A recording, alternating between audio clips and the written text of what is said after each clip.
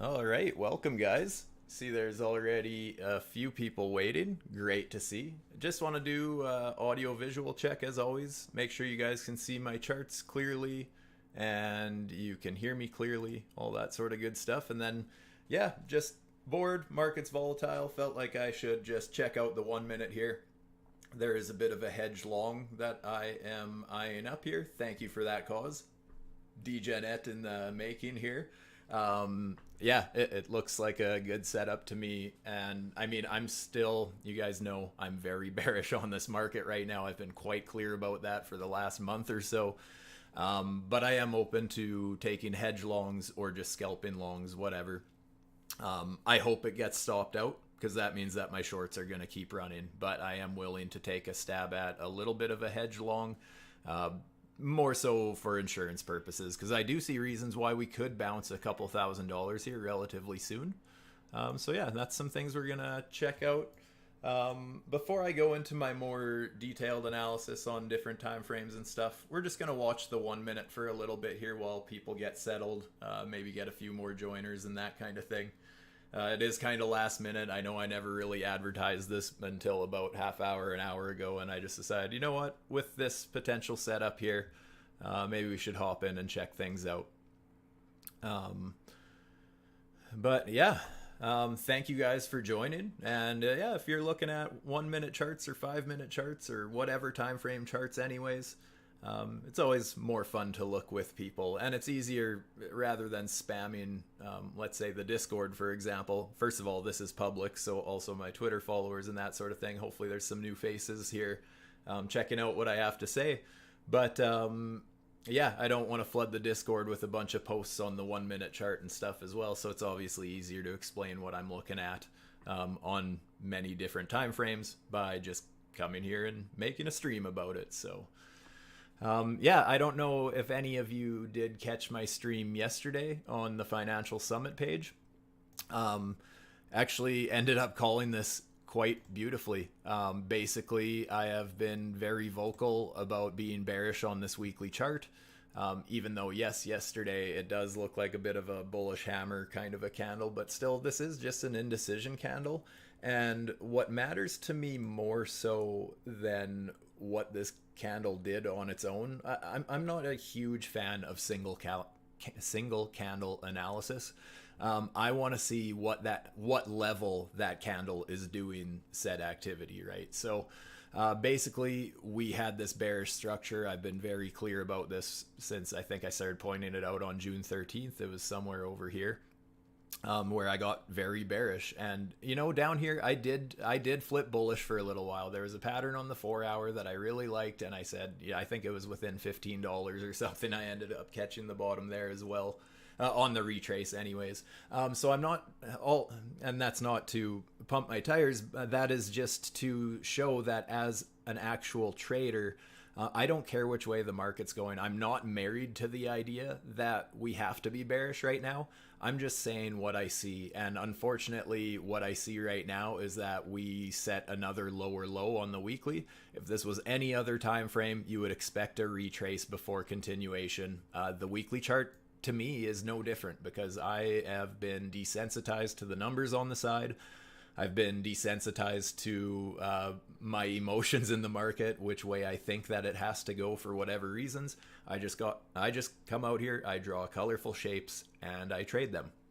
And that's basically on market structure, and Fibonacci's is number one. Yes, I use some indicators for confluence and risk management and that sort of thing. I'll check them out in a little bit too, but all I'm seeing here, and I have not been able to shake this bias ever since, is that it looks like we set a lower low followed by a pullback to the 786, 886 fib pocket. The fact that right before the candle weekly close, basically right before Trump's speech, we perfectly wicked to that 786. And yes, we started off the week with a little fake out just above that.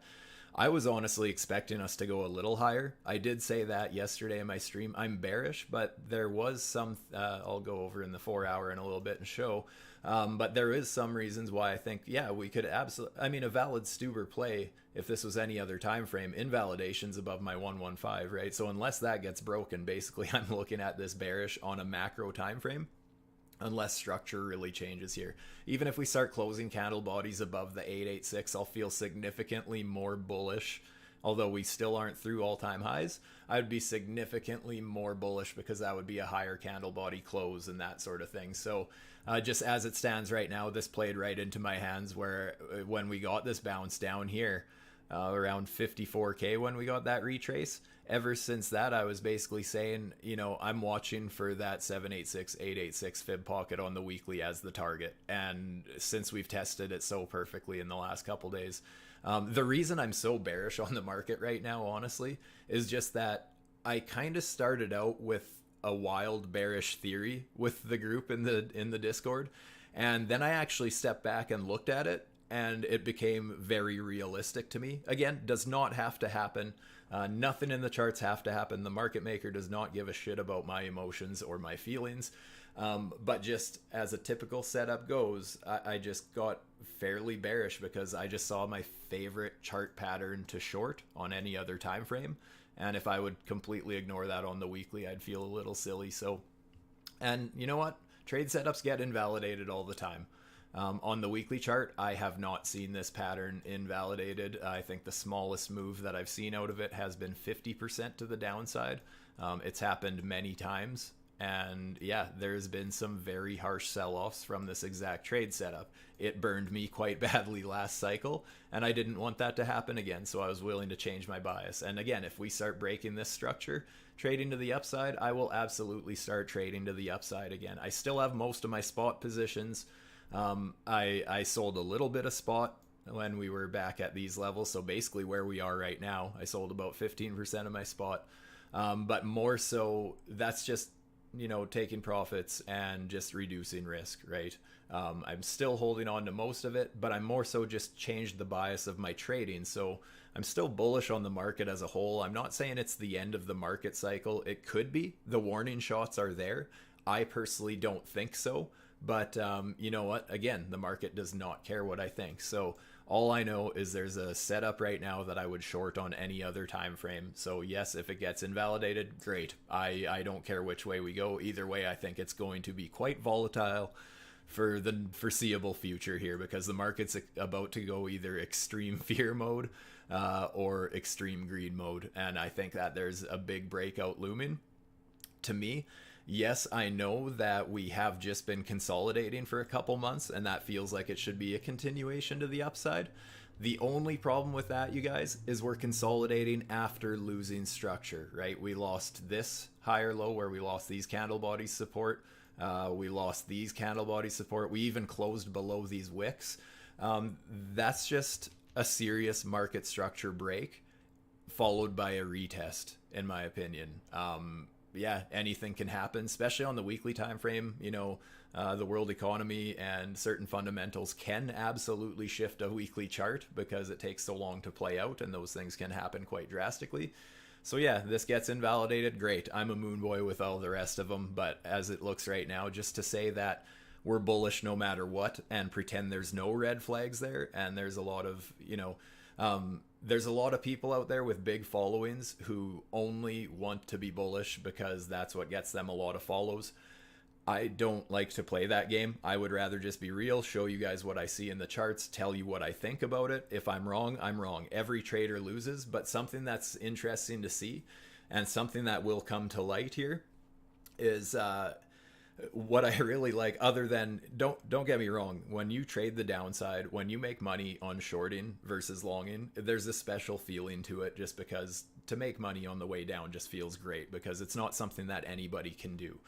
Anybody can buy things and hold on to them for a long time, as long as, you know, they have I guess a little bit of conviction. But yeah, as far as actual traders, when you see bearish price action happening and you see, you know, people posting bearishly and actually posting charts about why they're bearish and stuff like that, and taking trade setups and showing that they're winning these shorts and stuff like that, you can definitely see who the traders are in a bear market or just in a bearish trend versus influencers. Traders and influencers are very different things. There's the people who are actual traders and the people who are just getting, you know, the clickbait and basically the echo chamber, just everybody feel good kind of a mentality, because most people just want to hear what they already believe, right? That's not what I'm here for, and that's just not what I'm going to do. So, but yeah, when you see bearish price action, if there's people that are still making money, then yes, I would say that they're actual traders, right? You know what, even there's meme coin traders and stuff like that who, don't get me wrong, there's still people who can make money by longing the market in a downtrend. Like I said, I will still take long setups and stuff like that. So I don't want to sound like you can't be bullish. All I'm really trying to drive home the last month or so is that to pretend there's no red flags in this chart and to think that we have to just absolutely explode to the upside is not necessarily true. So we just have to be careful at these levels, and that goes for the bulls and the bears. I am going to go over some more bullish theories in a little bit here, but just zooming into the 4-hour chart, I know I brought this up on my stream yesterday with Financial Summit. I was just basically showing basic market structure, right? This is a 4-hour. This isn't even the weekly chart, so there's no excuse to be missing this. On the 4-hour chart, which would be a typical, I would say, average swing trader type of setup, we have a low, we have a lower low. Generally speaking, you know, the lowest or the highest point between those two, that would be our lower high. Now, this is looking like a lower high to me. However, I don't consider it confirmed until we actually break this structure down here. So as it stands right now, yes, I think it's very possible we get rejected here. I'm just not considering this confirmed as a lower high yet, but I am considering it trading at resistance right in that fib pocket. And I've been warning about this 786 for damn near a month at this point. Every video, I know a lot of people probably wish I'd shut the hell up about it. But look how beautiful that is. Today, a lot of people were starting to get FOMO as we traded just slightly above that 786. And then we just got rejected as soon as we lost that level and retested it. I took a short, and you know, I think there's absolutely the chance that we have a significant move to the downside yet. I have already closed half of it. You guys, I'm a scalper at heart, so I actually trade better on shorter time frames, but I like to leave some of my position open because if that home run trade is hit, I want to take advantage of that. I'm not banking on home run trades when I'm trading the 1 minute. I am closing half my position within whatever range I'm playing, but then I'm hoping for that breakout trade. So I already hit my range target, but when I'm looking for a swing target, I'm eyeing up more so towards this green line down here. And my reasoning for that is this is that bearish STUBER fib. This would basically be my range target. If this move is going to play out, that would be my range target. My reasoning for 214, that's basically the opposite of the 786. It'll probably actually front run it slightly, but if I pull my fib from the bottom, looking for an opposite STUBER fib, right? It's just a little bit above that 786. So that's kind of why I have my range target at those levels, because if I am looking to enter positions around the 786, 886 fib levels, if I'm playing the opposite direction, then I should probably be looking at taking profits at those levels as well. So that's kind of my reasoning for having this laid out on my fibs as a target. Oh, nice. We're starting to fill up. We have some more people. Welcome, guys. Welcome. Yeah, Student Man Fib Master. Yeah, I absolutely love Fibonacci's. You guys, that's the thing. As I like to say, simple trading strategies for a simple brain. I just like to keep things simple, you know, basic structure breaks followed by Fibonacci's, rather than FOMOing in to, you know, a breakout trade. Usually after you sweep, you know, if you sweep the lows, you're generally going to get a bounce of some kind. If you sweep the highs, you're going to get some sort of a retrace. That's totally normal, but people have a very hard time, capturing that idea when it's longer time frames. So this, like, in hindsight, if we end up just getting this kind of price action, that'll look so obvious in hindsight. And it always does, obviously, but there's just no reason for me to get excessively bullish against resistance, especially when, like I said, that's a typical trade setup I like to take. Even if I'm not playing this full range. So that's obviously where we topped out on this market cycle so far. After we broke that level, you can see that we ended up pulling right back to that 786, 886 fib pocket twice, and then dumped to the downside. End up breaking those lows again. I could pull another Fibonacci from this as our lower high and go something like that. We basically perfectly tested the 886. We perfectly filled that Fibonacci box and got rejected.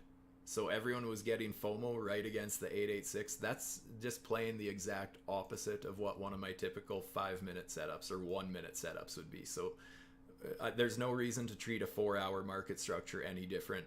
There's no reason to change a weekly or treat a market getting tongue-tied. Treat market structure different on a weekly time frame. The 1 minute, 5 minute, 1 hour, 4 hour, all of it, I treat them the same. Structure is structure, and the numbers on the side are just a distraction.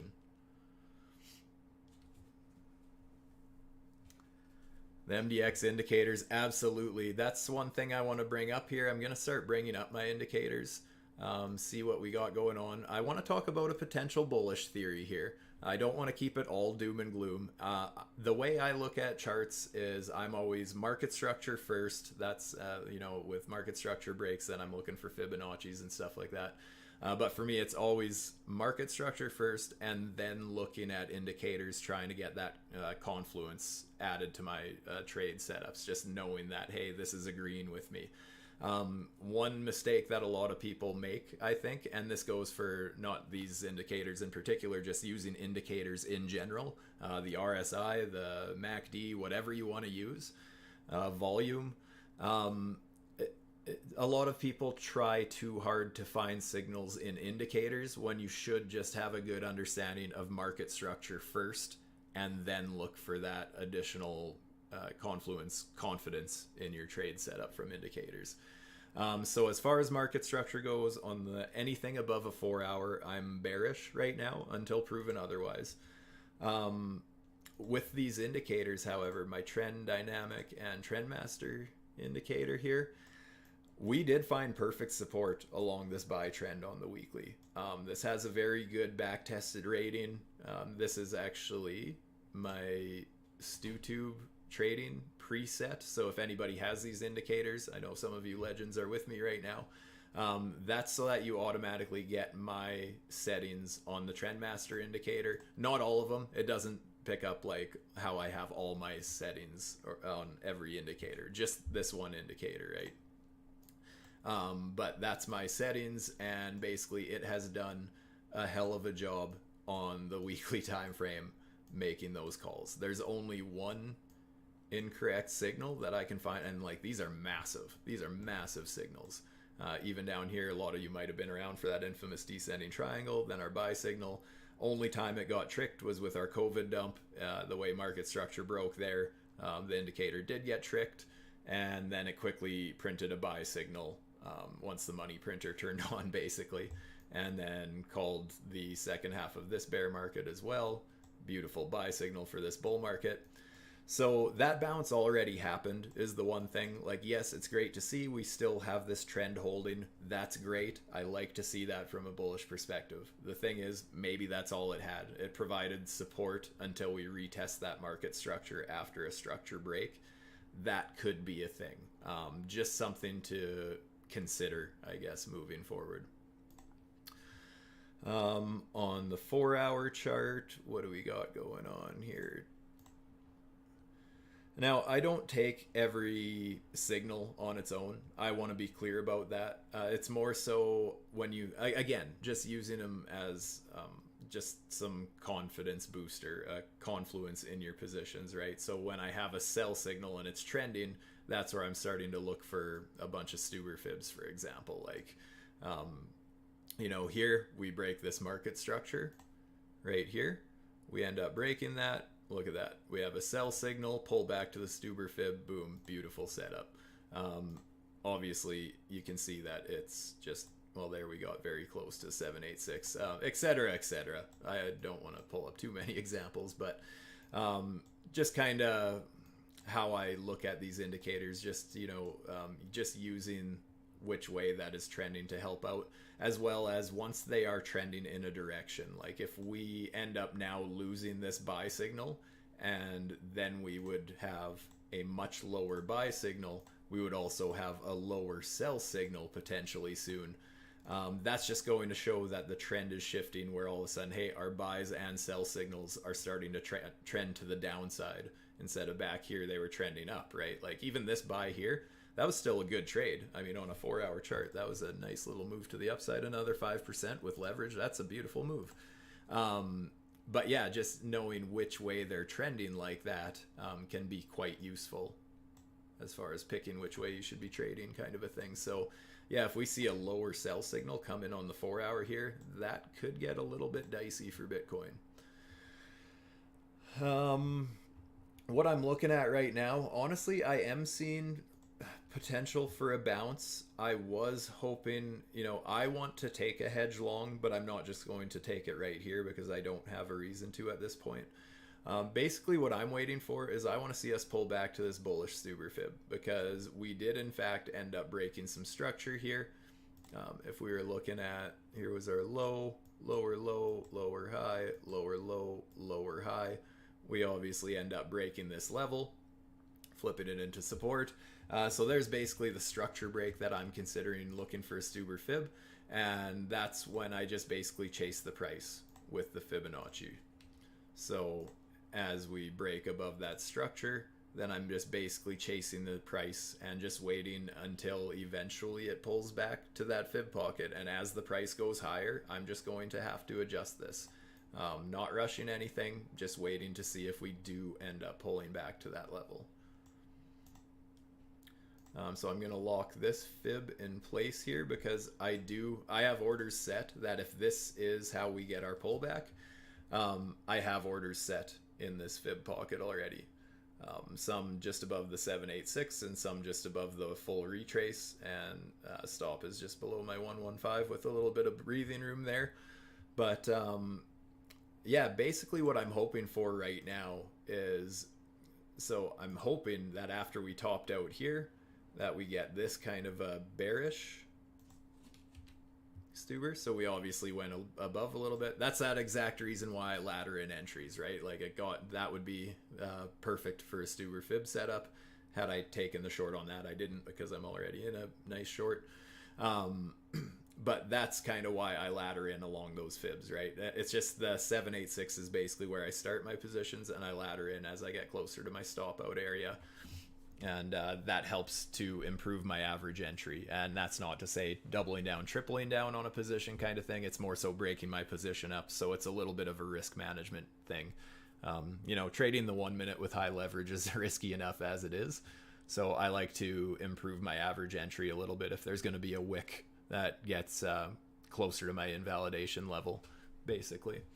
So what I'm hoping is basically this came back, tested this STUBER fib level after we lost this little uptrend, broke to the downside, came back up, got a little higher than that fib pocket. Now it got very close to the range target, but what I'm hoping for is I'm hoping that this fib basically, here I'll actually make this red just because little OCD want the colors to match. So that's kind of the shorting range you'd be looking for in that type of a setup. And then hoping that pushes the price down to back to the bottom of this swing, basically, where we broke structure from and started our little uptrend here. So I'm hoping that this basically pushes us down to there.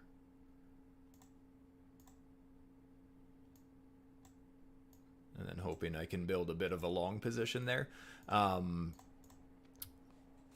still bearish on the market, but basically I don't mind taking a hedge. Hedging, if you do it right, is a wonderful thing, because it takes so much of the stress out of trading these markets. Because then, at that point, if we start trading to the upside, then rather than being like, shit, I should have closed my short, oh no, I should have gotten a long, then it's like, you know what?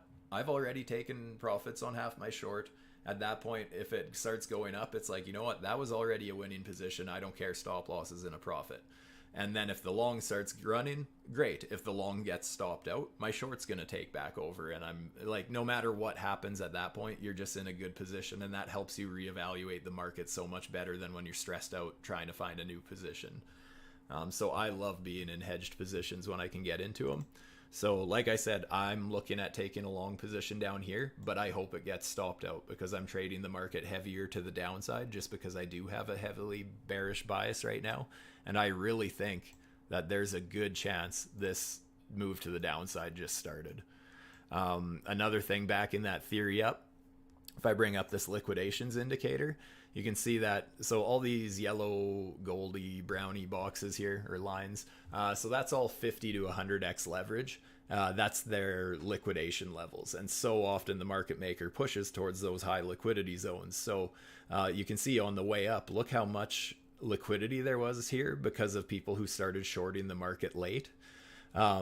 That's just a whole bunch of liquidation levels, and we cleared so many of those out. It got very thin up here, still a little bit there, but not much. But look how much is starting to build to the downside here.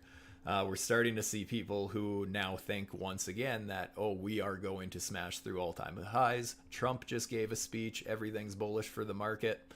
You know, who knows, maybe it is, but you have to look at the structure for what it is and the fact that there is liquidity building to the downside. And something that's quite interesting about where this liquidity ends down here, check this out. If I pull a Fibonacci from the bottom of our swing to the top of our swing, that lines up bang on with the 886 fibs. So, I mean, there's just a lot of things to me that are red flags on Bitcoin right now, and why I think it's, you know what, it doesn't have to dump from here. We break above my resistance box and start staircasing higher, great. I will change my attitude very quickly if that happens, but as it stands right now, resistance is resistance until it's broken.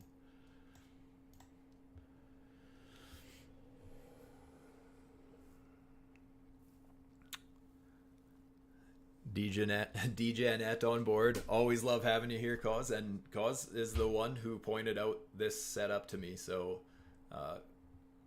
love seeing how much you've improved since getting into this group, by the way.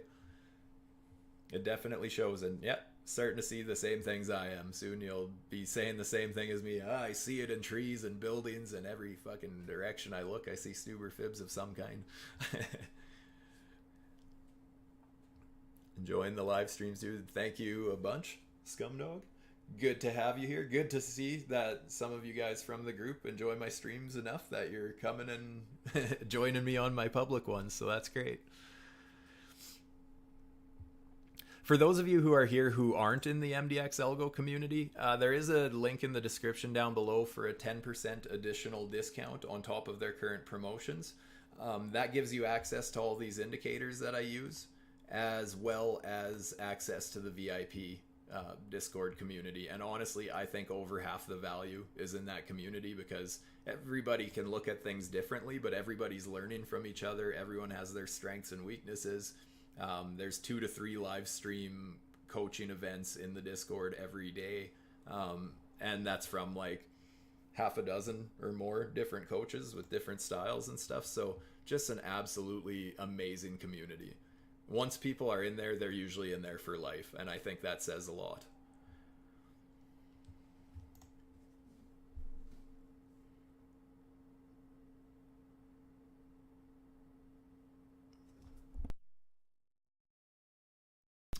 What would I need to see to close out the rest of my short before hitting the larger time frame fib box and maybe possibly the long?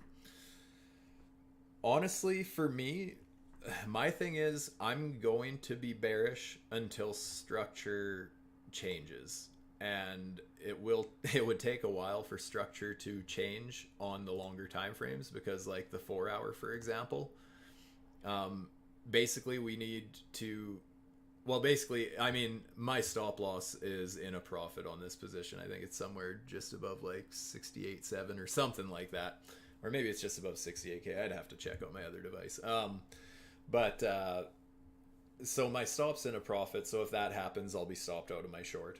Other than that, honestly, even if we hit my fib targets down here, I'm still not closing my full short position. I would, well, actually, that's not true. There's a good chance that I end up screwing around with the position because I always take profits as I go. So there's, and since I am more of a scalper, there's a very good chance that this position isn't even open tomorrow. But basically, I am going to be trading the market with a bearish bias beyond this level if we get it. Unless there's some sort of a reaction or whatever. Just that this, like, if we get that pullback to those fibs like I was talking, that's technically not a Stuber fib setup because we never broke bullish. Well, actually, no. No, we would have to break above our lower high. So basically, like, if we broke above that level and then pulled back there, I would actually, that's more so what I'd be considering a Stuber fib setup. But that being said, a 786 fib pullback on its own, yes, absolutely, there's a chance we get a reaction there. I would be a lot more careful at that level.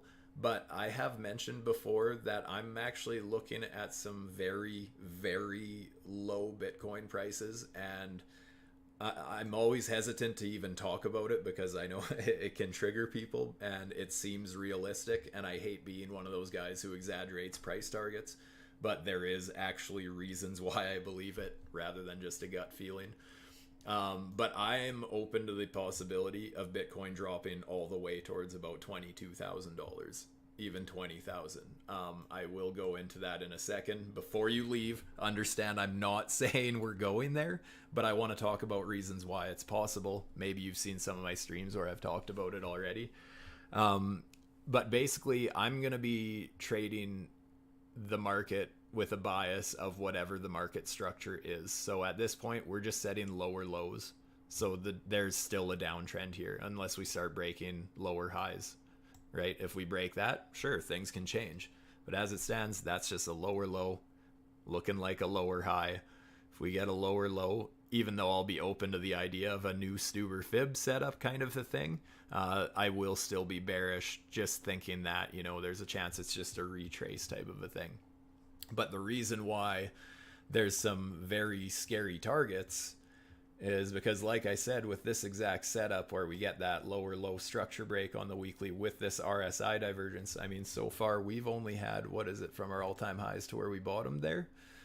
That was only about 27%. Actually, since the signal, which would have been right along the 786 basically, that was only a 23-25% drop. Whereas if we look at every other time that we've got that loss of high or low on the weekly candle bodies, followed by that RSI divergence from overextended conditions like that, we've had some very drastic declines in price. And a perfect example is, yes, this was a black swan event. We had COVID there. But whether or not that was the reason, basic market structure, we got that loss of support, we got that RSI divergence, and we ended up filling that 786, 886 fib pocket. Nobody at that time thought that it was possible either, because you know what? Oh, there's bigger players in the space, there's hedge funds in the space, we can't drop that low. Well, guess what happened? It didn't matter, because every market cycle feels different. Every market cycle has bigger players. You need bigger players every market cycle, otherwise you're not going to have that increased flow of money, which can push the market cap higher, because even though the halving happens and there's less Bitcoin being mined, there is still Bitcoin being mined, so there is technically more in circulation every market cycle. So it does take drastically more money and bigger players. If you want the same kind of activity or gains as the previous market cycle, you need a new wall of money. That doesn't mean, when people talk about this wall of money and how Bitcoin's going to have $100 trillion market cap and all this bullshit, that's trash. Yeah, there's going to be big players coming into the space, but that doesn't necessarily, and for one, they're not going to pump our bags. They have more patience than us and more money and ability to sit on their hands if they need to, and they can wait for those big flush outs. And when I talk about this ridiculous target of around 20K, because if I ignored the noise on the side here, all these scary numbers, because they're big and scary, it's a weekly chart. If this was a typical Stuber fib on a 5 minute or a 1 minute, and we got that pullback there, we got that RSI divergence, yes, the range target was already hit. I want to be clear about that. The range target was hit, that 214 fib.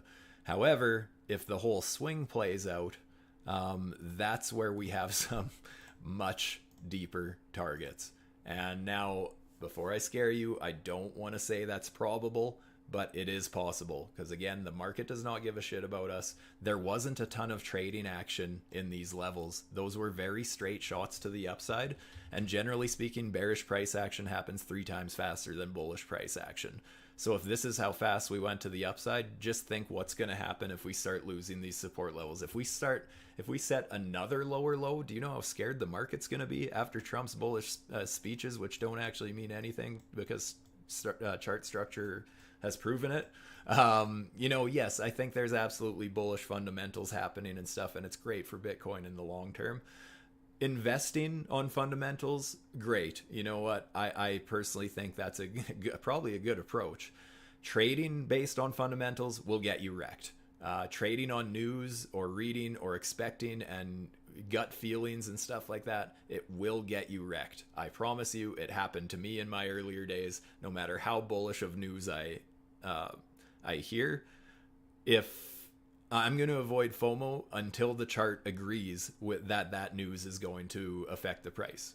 Because if it doesn't, the chart will show it. And if it does, the chart will show it. If that speech was going to be a gift from God and we were going to just fucking do one of those, we would have broke through that resistance. And you know what? Maybe we are just taking our time. Maybe we still will. That's fine. But the chart will show that when we break resistance, I'll be bullish. That being said, pullbacks would be normal then, right? That's the thing, is if we end up doing something like this and break through that resistance and do something like this, do you know how bearish everybody would be getting as we traded towards support because they couldn't handle the fact that, oh no, we broke all-time highs and it was a fake out again? But in that case, it would be a bullish fib, right? That's where we would get something like this, and it's like, hey, there is a structure break there. Now let's get bullish at support, right? That's the thing. Right now, we have the exact opposite of this. We are testing resistance after a bearish structure break. If we test support after a bullish structure break, I will be very bullish. I promise you. Yeah, a 70% drop is nutty, but it happens basically every market cycle. Bitcoin's very volatile. And just because there's bigger players in the space, that doesn't mean that can't happen anymore. It happened last cycle. You know what? There has been 2 market cycles where I thought there's no way the price can go lower. And let me tell you, it can always go lower. Oh, here we go. Might get my first hedge order here. See, again, look how crazy accurate that is, right? We lost this structure here. We get that pullback back towards that STUBER fib. Again, a little bit higher, but just a double top. Never did even break it. And then straight back down to the STUBER fib. So, and this raises my concern, fellas. Dudes and dudettes. This was the range target. This was the swing target. This was the range target. This is the swing target. That is my main concern with Bitcoin, you guys. Again, I don't think it has to happen, but the chart says that that would be totally normal if it did. Boom, got my first. Let me just make sure that went through.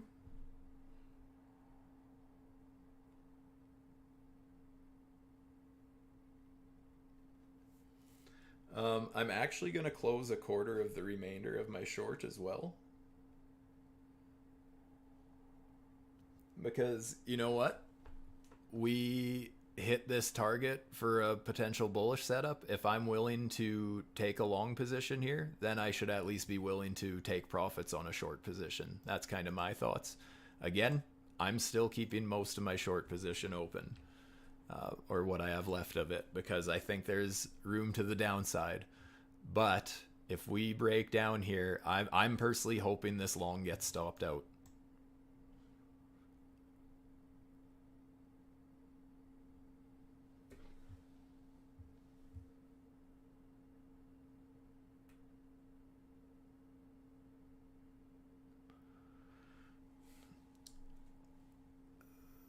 Have I bought back in on anything? I sold 10% higher up.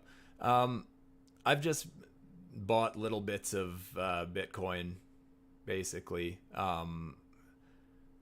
I'm still waiting for lower prices for spot buying. If I ended up taking some profits at this level and we blast off higher, I don't care. You know what? You're almost never gonna catch the exact bottom or the exact top. So yeah, I don't really care if we do go higher.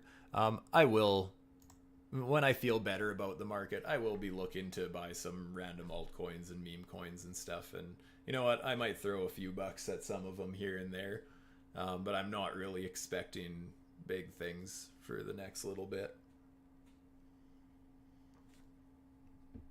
Once in a while, I just take a little bit of my profits. And like lately, I've been buying a little bit of TON, actually. Just because, you know what? There is a lot of hype around those Telegram tap games, all those airdrop farming games and stuff. I think TON's got an interesting market there, so that's one altcoin that I was looking at accumulating for the next little bit. But yeah, I wouldn't be surprised. You know what? If Bitcoin ends up continuing to nuke, I think that would also get nuked, obviously, right? All my altcoins will. My portfolio will get hammered. My spot portfolio will get hammered if we go down, but my trading account is going to grow.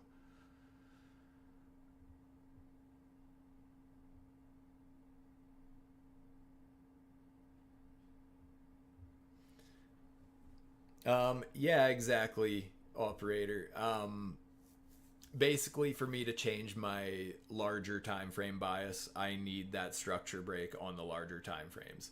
And again, like right now, I just entered a long position, even though I'm bearish. So that's not to say I'm not going to trade bullishly in the future.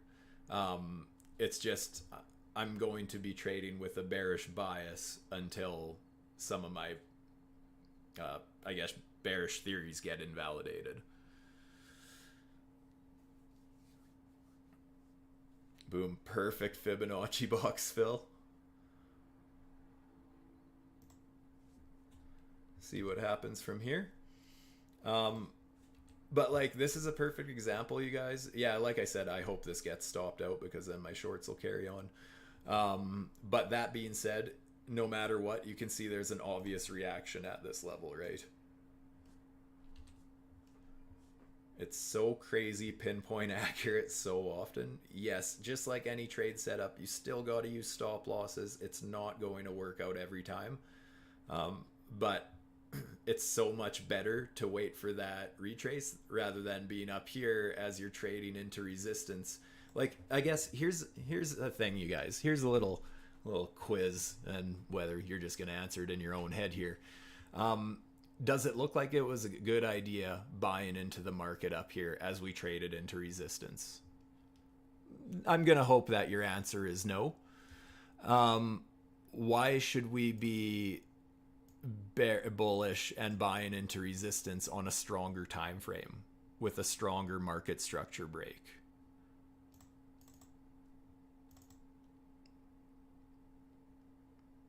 Hopefully that kind of puts things into perspective a little bit. I would actually say that this was way more bullish than this, because at least on this end here, we have this bullish structure break, right? We broke above that structure. We took out, or here, if we even want to use the wick, we took out that lower high structure. So at least at that point, even, yes, your invalidation would be way down here if you were buying in up here. But still not a good idea. It's always a better idea to wait for those pullbacks, right? And those 786, 886 just happens to work out quite often. But this, on the other hand, we don't have that. We just have a lower low, a lower low, lower high. Like this is buying in here, even if it ends up playing out in the bull's favor, it still doesn't mean that it was good trading practice. In my opinion, this is not really buying into resistance on a bearish structure break. Just isn't what I want to do. And I mean, a perfect example, and just listen as well, you guys, like how level-headed I am about this, because there is no emotional attachment to this. I don't care what's going on in the real world. All I care about is this is what market structure is doing. We, even though I am bearish on the larger time frames, we had this structure break and we pulled back to my fibs. I'm going to be looking to close half my position just shy of my 214 fib. If we get there, and if not, whatever. It was a hedge, and whatever happens, happens. But that's just kind of my thought process. There's a lot of people who, you know, oh, what's going on? Why is the price doing this? Why? And, you know, they're Googling, why is the price crashing? And then they're seeing that news. But when you're looking for coping mechanisms, it's not helping you trade at all. There's zero helpfulness to go and find out why a move happened, unless, honestly, I will say, seeing why something happened on a structural basis, that's educational, right? You're going to see that, oh, this is why it happened in the charts. When you hear about it in the news, there's no way you're getting insider information before the people who are actually pushing the markets. There's no way we are early early news receivers, right? I mean, you can't use it other than, again, investing and longer time frames, sure. When you're trying to trade the 1 minute and stuff like that based on an emotional feeling or what's going on in the news, that's just charts over news any day of the week, as long as you have an understanding of market structure.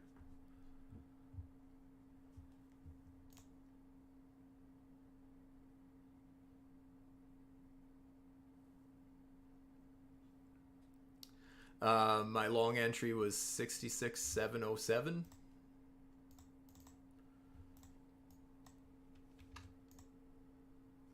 So I just front run the 786 a little bit. I never did get my second entry. I have a second entry down here. You want to be like me when you grow up? I haven't grown up.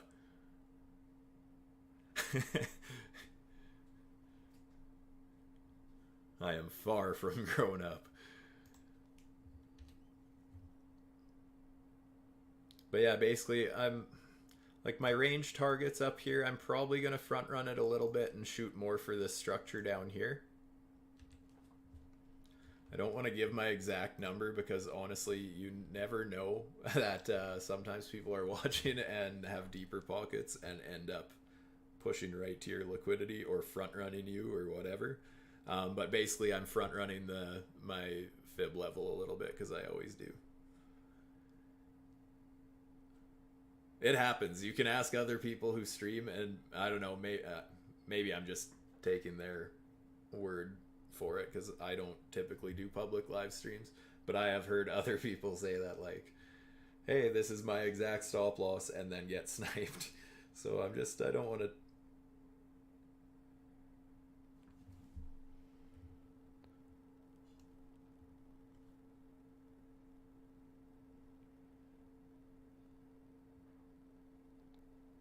Yeah, fuck it. Let's go 193. 67, 193.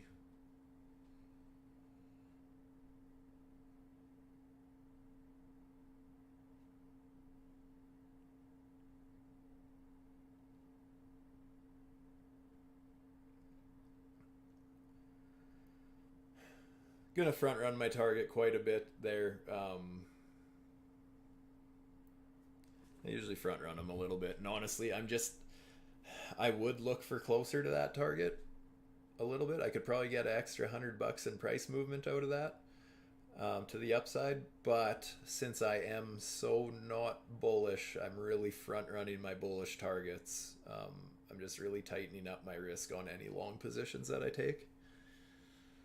Hopefully that makes sense.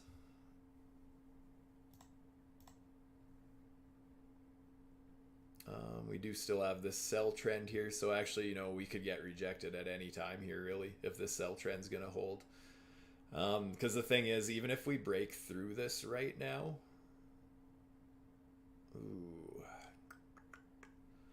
if we break through this right now, there's a good chance we get a lower buy signal, and even though it'll be a buy signal, it'll be lower, suggesting the trend might be lower, just like this sell signal was higher. So there's a little bit of conflicting stories there.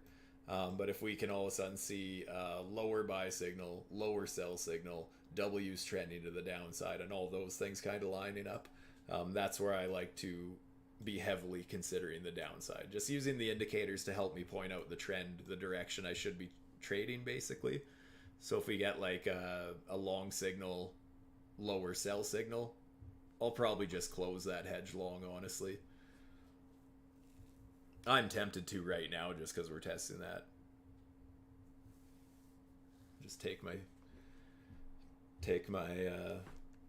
little hedge profits and run. I am just going to leave it for now, but it's tempting.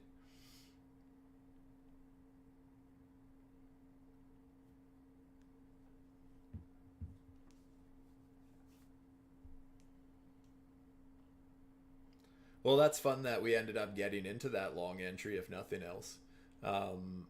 Because I was predicting a drop back down to these levels. Even if you were looking at playing the short side of things, we did hit the target, right? And I even said it on Twitter right before going, about half hour before streaming. I said basically I was looking to take a hedge long down at that 786, and that's what I've done. Weird how you can just go into things level-headed and predict how they go, and just approach it with a level head, right? Again, I still hope this gets stopped out, because then my shorts can keep going. Oh no. I accidentally erased my... or wait.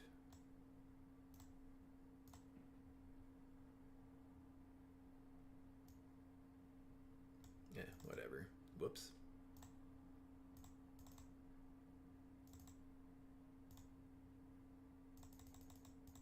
There we go.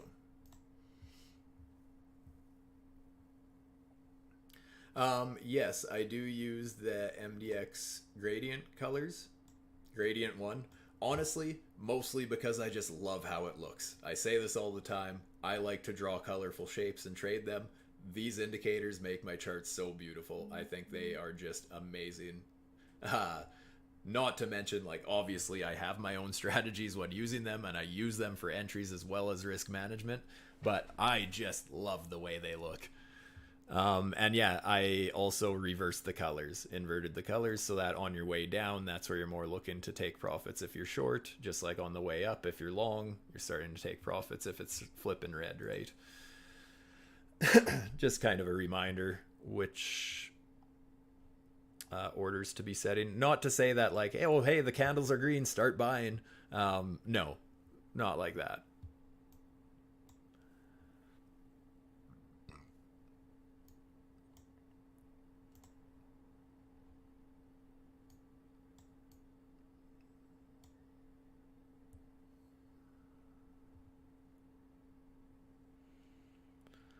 I really like this auto charting tools. It's not as pretty as the other ones, but I really like using these, and they can be so helpful when pulling Fibonacci points and stuff like that as well. Like even back here, this is a little bit of a lagging indicator because it waits for certain structure and volume and that sort of thing, so it's not printing right when the candle is.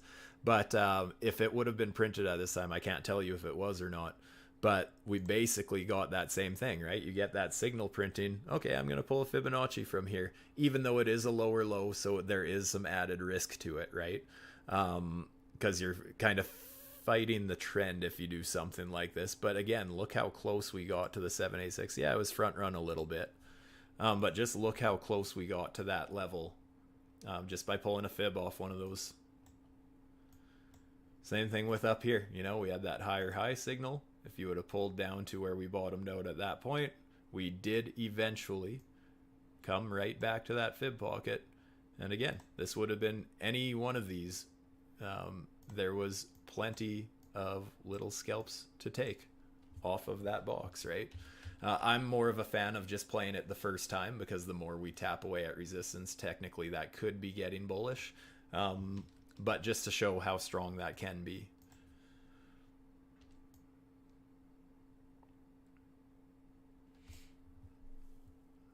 Even technically, another way I use it, like here, lower low, lower low, although we never had a lower high here. If you did pull a Fibonacci or from the highest point between the low and the lower low, notice that same thing, right? Would have got a beautiful entry there as well. So some very cool strategies that you can come up with. I know Captain Pumpy in the group, Jay, a lot of you guys in here will know him. He's done some great videos on the auto charting tools, the RSI. I've had little sections in those videos. He's done a whole bunch. He's going through all the indicators and really breaking them down. And I mean, there is a handful of indicators. So hats off to you, good sir, if you listen to this, because there's a lot of work to do there. And you just absolutely nail it when you're breaking them down and explaining. So thank you for your services, sir. But yeah.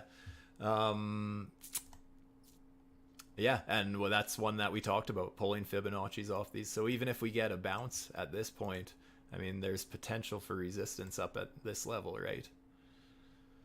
A lot of people would start getting bullish at these levels, but in theory, well, just in practice, you should more so be starting to at least be cautious, if not looking for a reversal in that kind of an area.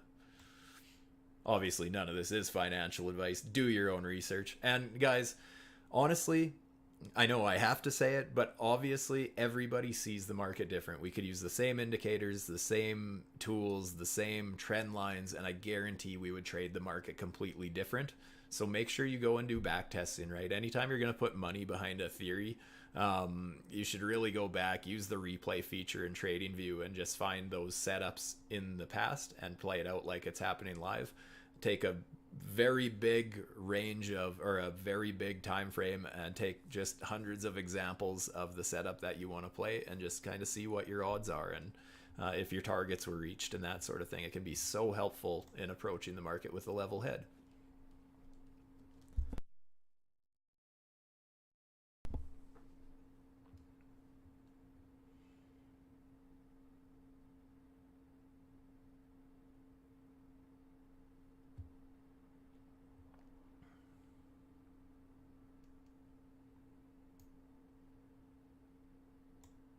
And yes, exactly. That bearish STUBER fib lines up very close to the 214. Exactly. That's why that 214 is there, right? It's the opposite of the 786, basically. The swing is obviously a slightly different size because just where it ends. And that's basically why it gets front run a little bit, because the next swing is always going to be, a little bit smaller, basically. So yeah, that's why it kind of lines up with like that. So when you really see how it's broken down, it makes sense why this is my target, because these are my entries, right? Helpful little life hack there. One other thing I wanted to look at was actually the 1 hour, I believe. And this is why I said that technically we might get like a $2,000 bounce soon and we could still be very bearish, because we have taken out some of this structure, right? As far as these candle bodies here on the 1 hour, we've, it even looks like we're flipping it into resistance at this point. But either way, we lost those candle bodies as support. But that being said, FOMOing into a position late can get you wrecked, right? Playing breakouts is dangerous. So, there's absolutely the possibility that we bounce up to some of these much higher levels. That would bring us right back up. This red box here, that's that weekly 786, 886 fib pocket, right?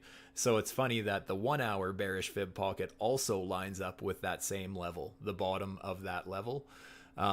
So a STUBER fib inside of a STUBER fib. But that's one reason why I think that, hey, you know what? We broke this structure. We swept that low. Why not bounce back up to that and get rejected? And do you know how bullish everybody's going to be getting if we're targeting that level again? Everyone's going to be getting bullish, but we're targeting that level after losing this support, right? So just be cautious again. If we get to this level, not saying it can't break out. We keep tapping away at that level. It's absolutely possible that it smashes through, but just be careful when you get to those pullback levels. The reason I say it over and over and show it over and over and share those ideas all the time in the chat and all that sort of stuff is so that I remember to keep those emotions at bay. I like that, I wasn't even believing these theories about the weekly chart when I first talked about them, and then it started playing out very realistically and still is, and that's the reason why I'm so bearish right now on the longer time frame, is because I can't believe how accurately it's following that theory that I had almost 2 months ago now. Just to a T. I even said, you know, I thought we were going to get rejected at this 786, 886, sweep the lows, bounce back up, get the next 786, 886, and then nuke from there. That's all happened. That is all happening. And like, yes, I was very bearish, but I was totally open to the idea of a bounce because, again, just like I'm talking about on the 1 minute, the 5 minute, all of it, even though I'm thinking one direction, you still get those retraces. So to see it on a weekly, that's totally normal. And a lot of people have a hard time zooming out, especially in crypto. We're a lot of degenerates. We're very impatient. We're used to very fast money. As bigger players come into the space, which everybody celebrates, hey, bigger players in the space, they're going to pump our bags. In reality, they're going to slow down the volatility.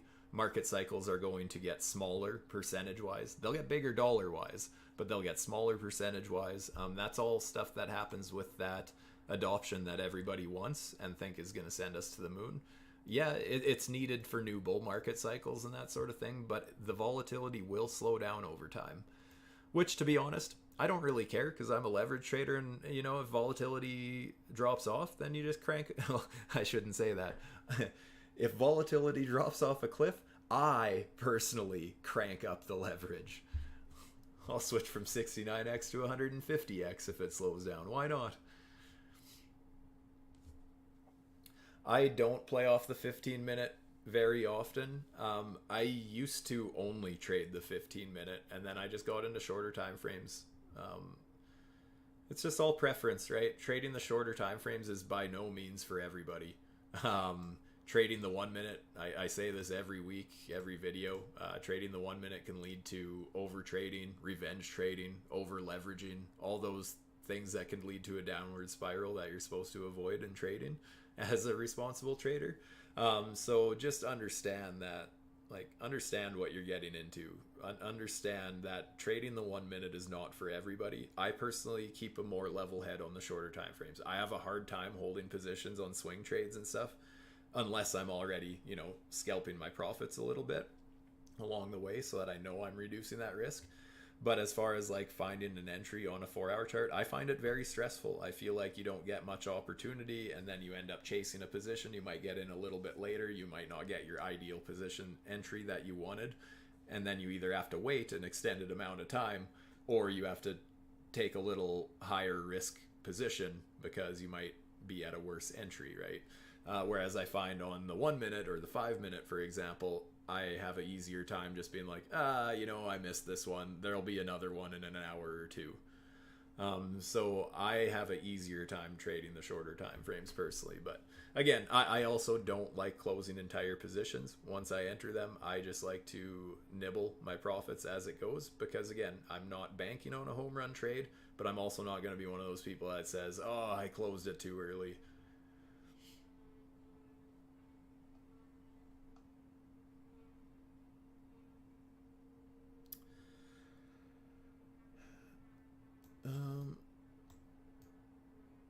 Oh, my short. I accidentally deleted my short. Or was it this one? Oh, it was on this chart.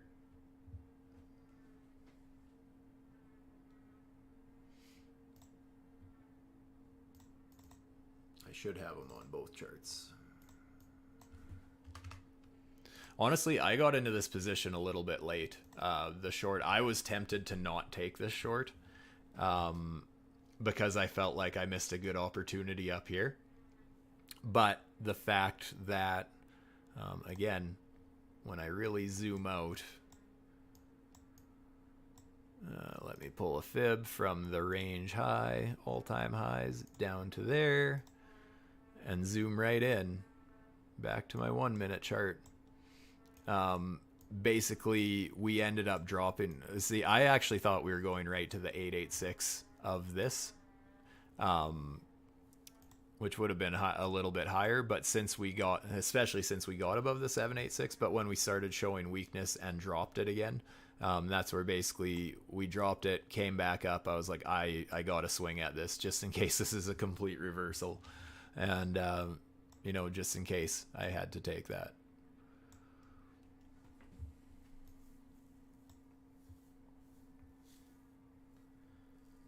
Just like right here, you know, I am not bullish by any means, but just in case this happens to be a reversal Stuber fib, I better just hedge myself for a little insurance, right?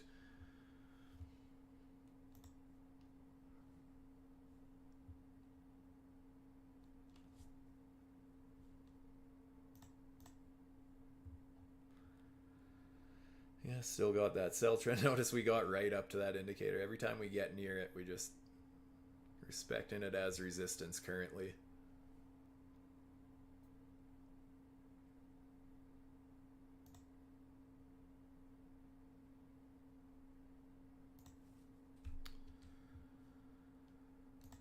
Um anyways, guys, yeah, I still have my other entry down here on this hedge. But like I said, I am personally hoping to get stopped out. If this long gets stopped out, then my shorts are going to be in a great position. So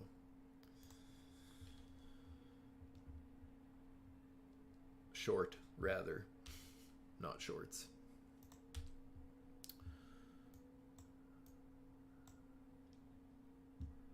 But yeah, you know, if we end up getting some kind of a bounce like this, then you know, it's it's very nice to be like, whatever, yeah, I missed out on some profits, but worst case, I'm gonna lock some more in, and then I don't feel like I missed anything because hey, oh, this long is doing quite well. Awesome, I'm in a new winning position now. I have two winning positions that are meeting in the middle, and I can do as I please at that point, but I'm at zero risk at that point because every stop losses are all in profits and that sort of thing at that point. Very nice position to be in when you genuinely do not give a shit which way this market goes. It's such a relief. I'm sure a lot of you know exactly what I'm talking about. One thing that I do like to see on the indicators right now is we have a higher W.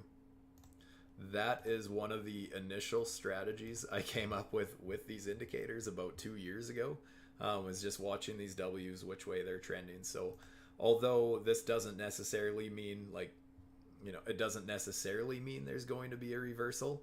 It's definitely a warning that, hey, these W's were trending to the downside here for quite a while, and all of a sudden they're trending to the upside. So again, if I hadn't taken that or closed a quarter of the remainder of my short down here when I did, I would be looking to do that right now just because this is a bit of a warning.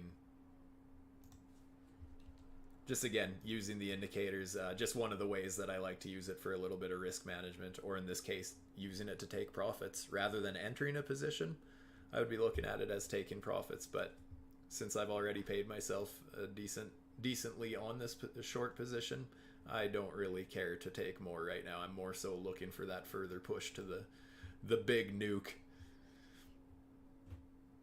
But this hedge long, that's a nice sign for this hedge long.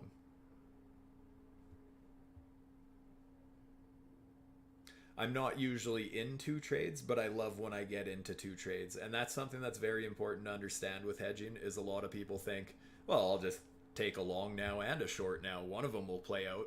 Yeah, or you get wicked out on both of them and take two losses at once. I'm only into the idea of taking this long because this was actually the first time we got a nice... here, let me just remove everything basically. This is the first time today since we started nuking that we formed some sort of a bigger range, and with that bigger range we have that Stuber fib pocket, and just like what I was talking about before on the weekly chart, how there was not much price action on the way up, that's kind of the opposite of how I'm looking at this. On the way down, that was a very ferocious nuke, so there's a good chance that if we do end up breaking out, we just climb up to those targets, which is why I pointed out that that hourly Stuber fib up here, right? Since this was such a straight shot to the downside, if this does end up breaking out, it could easily get back to that level because there just wasn't much trading action right here causing any structure or causing any resistance kind of a thing on the way down. I'm not saying that I think that's going to happen, but I'm open to the possibility of it, and that's why I took that hedge because, you know, if I'm wrong about us ending up in a massive nuke here in the next little while, at least I got my bases covered.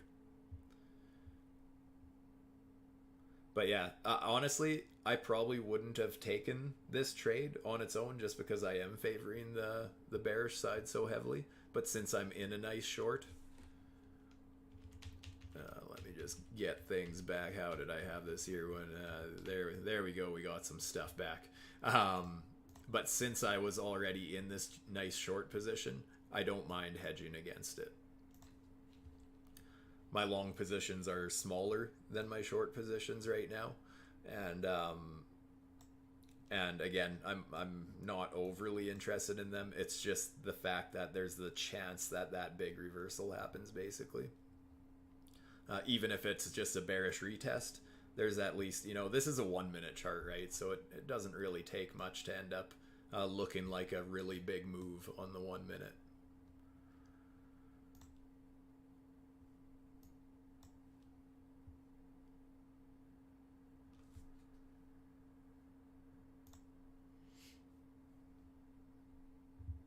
But yeah, so far I think that we will get this bounce. I think that we'll reach that range target just because, you know, we got that nice reaction off the perfectly in that box. I mean, and that's the thing, guys. This was done with such a level head. I just drew out that Fibonacci, told you why I thought we were going to get there, filled it perfectly. Now we got W's trending to the upside. I mean, there's bullish warning signs there.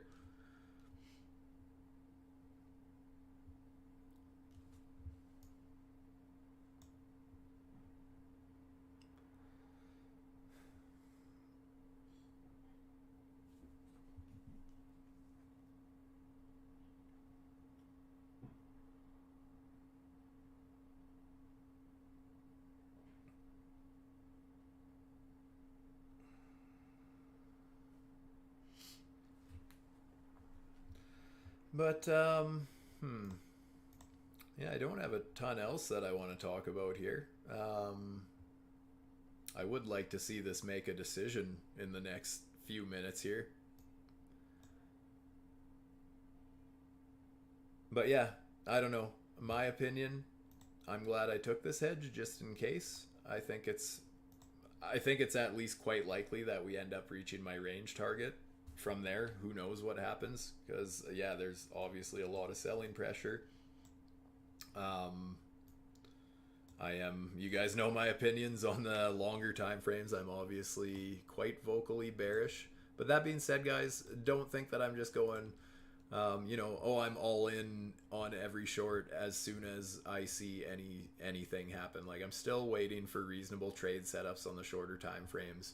Um, I'm still not getting stupid with, like, you know, using way too much margin or whatever, because no matter what happens, this is just a level to be a little bit careful at. Um, you know, yes, we are trading at resistance after a bearish structure break, so yes, I am bearish. But one thing to consider, and I mean literally the only thing keeping me somewhat bullish right now, is the fact that the long short ratio is about 50-50. I really expected that when we got this bounce to these levels, I was expecting to see the market like 70% long or something like that, just 70-75% long, just thinking that the FOMO would be strong at these levels. But that is just one thing, right? And the fact that the liquidation levels are showing below us more so, um, yeah, that's just showing the liquidity is still to the downside. So yeah, this is the only thing that's giving me any sort of a bullish gut feeling at all. But I just have too many things, too many red flags on the opposing side of things that I just can't get too bullish. Other than the odd bullish scalp, the odd bullish hedge. Um, Looking at it bearishly, but I can set my emotions aside. And that's one thing with trading, you guys, is you have to be able to set your emotions aside. Um, there's so many people who are married to an idea and they will not trade the other direction, whether it's because somebody that they think is a good trader said something about it or whatever. Um, just a lot of people decide, no, we have to go higher just because this market cycle never went high enough yet. That's not how trading works. The market cycle does not owe you anything. The market cycle does not have to do anything. And I'm just going to play the charts swing by swing because even though, yes, I think Bitcoin will go higher, I absolutely think it's going to go way higher in the future, but I don't know the route it's going to take to get there. I don't know how long it's going to take. You know, if we got down to these levels that I was talking about, which again, it feels ridiculous every time I map this out, because I just think I don't necessarily think it's going to happen. But here's the thing, guys. I think if we hit this level, if we start dropping support levels like this, I'm setting limit orders, because I don't think the price would stay down there long. And that's kind of my thing, is that when we're doing these consolidations and, you know, people are saying, oh, this was a final shakeout, it wasn't a very aggressive V-shape recovery by any means. Or that's going back in the trend. Yeah, right here. Where we got, you know, we broke structure and everything, but we never got like a crazy V-shaped recovery. Yeah, we recovered nicely, but it wasn't violent or anything. And people are saying that, oh, this is the final shakeout. This is maximum pain. People who think this is maximum pain in crypto are just openly admitting this is their first market cycle. This is not maximum pain in crypto, and you know, there's no reason why this has to symbolize a bottom. Yes, it could have, but to say that this is a final shakeout, there's nothing that looks like capitulation here to me. There's not a crazy wick. There's not a fast buyback immediately. Like, had we done something like this and just shot down and straight back up and then consolidated on top of this old resistance, I would feel very differently about it than how it is right now. And that's kind of the thing too, you guys, is you can have levels in your head, but how those levels are approached actually tells you a lot.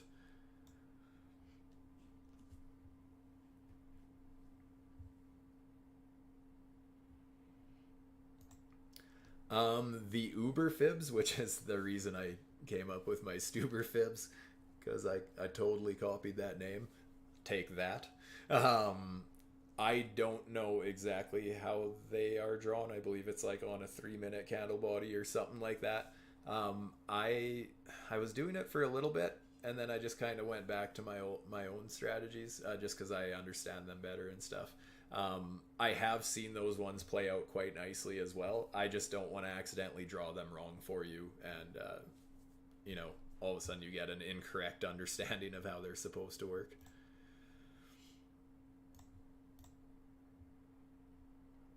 Ooh, lower low. Yeah, that sell trend there is really really pushing. Really pushing.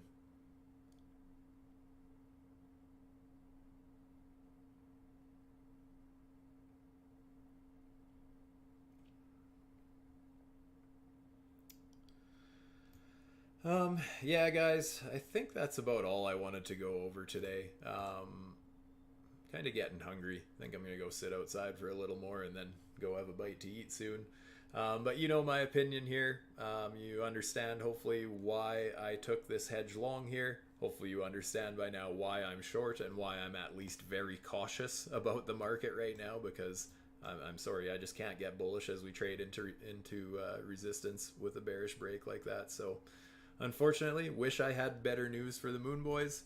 And normally I am a Moon Boy with you. I know I have been one since about, I think it was December 2022 until June 2024. So a year and a half I was full on Moon Boy, and I can't wait to be there again with you guys. For those of you who are. But for now, I don't care which way the market goes, as long as it's volatile, it's nice and fun. As long as you can look at market structure for what it is. I love scalping these conditions. It has been such fun trading the last few weeks. Hopefully you guys have been crushing it as well.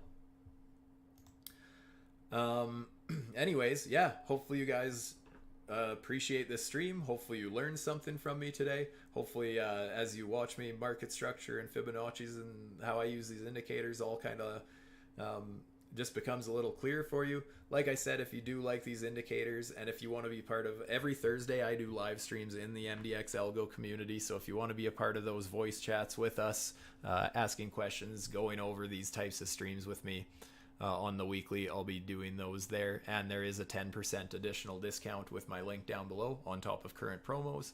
I'm also going to be streaming on the Financial Summit YouTube channel, so give them a follow or subscribe as well. That's just something I've started doing this month, so I'm going to be doing some more live streams like this over there as well. And yeah, I've been doing most of my trading on Blofin lately. There's a link in my description down below. I think there's only one more day of this promo that I currently have running here with these special deposits and special trading bonuses. But that being said, I've liked using that exchange. It's no KYC if you need a new no KYC exchange, or just want a second account, because I mean, I love having several accounts, so I'm ready for whatever the market throws at me, or if anything gets has maintenance or whatever your reasoning may be for wanting another account. I do have a link in the description for that, and I've actually maxed out the cashback rewards. So basically you get 20% cash back on your trading fees if you sign up using my link. So with that, legends, I think that's about all I wanted to go over today. So yeah, if you did appreciate this video, make sure to hit that thumbs up button, show your support, and I'll be looking forward to doing more of these live streams in the future. Honestly, I like doing these live streams more than I like just recording a video and posting it. So maybe I'll start doing a little more of these throughout the week for you guys. Hang out and look at some degenerate time frames. With that, I'm out. Stay safe, my friends. Peace.